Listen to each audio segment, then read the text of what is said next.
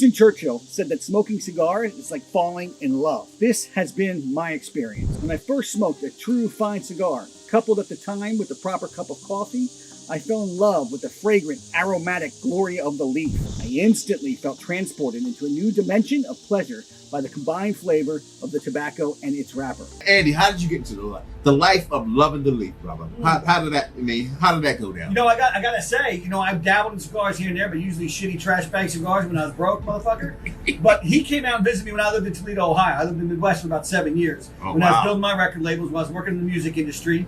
I had gone out on my own, was running my record labels full time before I hit some turbulence and had to kind of turn into a portfolio managed IP rights and go into finance. But there was a time where he came out to visit me, and I had this office downtown. I didn't feel like hanging out there. I had to do a little work on the laptop while we were hanging out. I was like, yo, and these cigar lounges around here. He was starting to get cigars. It's like 2005. So we went to this place, Port Royal in Toledo, Ohio. Hung out, met a bunch of great dudes, smoked cigars, drinking coffee. I'm doing work on the laptop. I'm like, this is the fucking life. This is the way to work. Like remote working, pause for a minute, shooting the shit, hanging out. He left, went back to, Philadelphia, and I'm still there in Toledo. Next thing I know, 2-3 days a week, I'm working out the cigar lounge.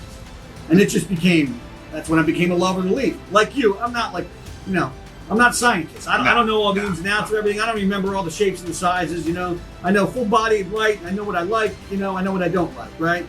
But I just became it's the feeling, it's the ambiance it's creating, it's the aromatic pleasure, yes. It's the coupling with coffee or chocolate or bourbon, whatever else. It's the feeling of a cigar when you're driving your car and you got music, you got smoke in the air, you got the movement in the car, like preach. It's like without the cigar, like I was sick for 2.5 weeks. It was like life was like dry fucking toast. Like it was just no flavor to it. I needed a cigar, Yes. And it just became. I just fell in love with it, man. Talk to us about some of the dissonant cigar stories to back up my point, please. So real quick on your point there of being a disruptor, reminds me of this book called Only is Better Than Best, written by Srinivas Rao, who's a great writer, and it's that concept that it's better to be only than to be the best of what already exists. Mm-hmm. He's actually now working with me, kind of coaching me through my book launch and helping me with navigating book promotion. But to your point on Joshua Coburn, so I came across him just online somewhere and got into his story and his books and his videos, and he talks about a moment in his life. This is pre-cigar world for him, where he was living in Iowa, rural Iowa in the 90s. He was a tattooed kid in Pierce, which was not really accepted at all back then like it is now, particularly in the Midwest. And, he was really ostracized for that, to a degree. And he had a suicidal moment where he needed milk in the morning, and he couldn't bear the thought of going to the store and getting, burning stares at him again. For just being who he was. And he kind of broke down and started writing a suicide note, was going to kill himself. And kind of in that moment, at one point, he asked himself a game-changing question. He said, if I can take responsibility for ending my life, why the fuck can't I take responsibility for living my life? Bingo.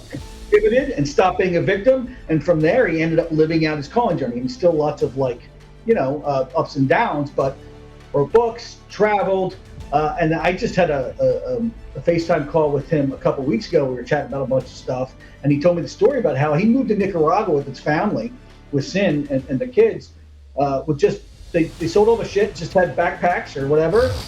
That was their life there before they even knew they were going to be in the cigar business. Mm-hmm. He does social media for a living, and he does social media for cigar companies, pretty much ATF, alcohol, tobacco, firearms are his clients, and.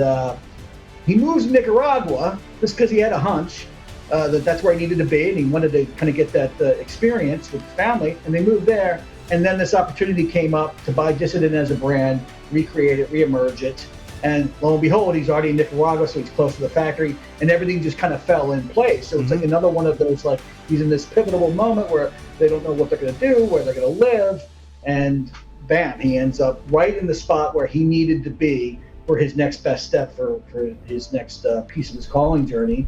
And now look at the result. He's kind of an embodiment, similarly to what I'm doing with Failure Rules, of the intersection of entrepreneurialism, punk rock, motivation and inspiration, and cigar culture, which is right into my book. So having him do a blurb on the back of my book was like perfect. And injecting his story into it was perfect. And him and I are talking about potentially doing some other collabs in the future.